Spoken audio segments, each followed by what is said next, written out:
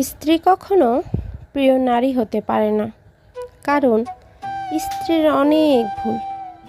বেশিরভাগ লোককেই যদি প্রশ্ন করা যায় আপনার জীবনের সবচেয়ে প্রিয় নারীকে, সম্ভবত অনেকেই উত্তর দেন মা, কেউ বা বলেন মেয়ে, কেউ বা বলেন বোন, কেউ বা বলেন নানি, কারণ সে তাকে কোলে পিঠে করে মানুষ করছে।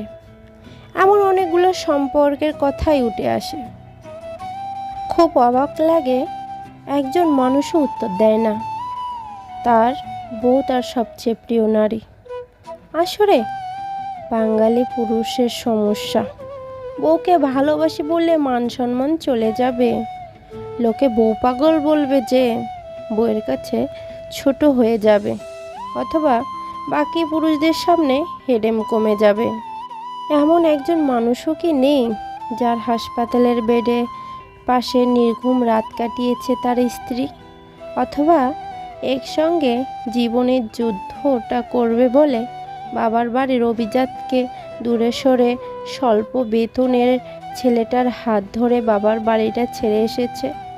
শ্বশুরবাড়ির ঝাল তরকারির ভাত খেতে না পেরেও ফোনে বাবার বাড়িতে জানিয়েছে অনেক ভালো আছে, নাকি নিজের বিছানা, মায়ের রান্না, জন্মের পরের বাড়িটা সব ফেলে আসা অনেক সহজ, যার কারণে বউ কখনোই প্রিয় নারী হওয়ার যোগ্যতাই রাখে না।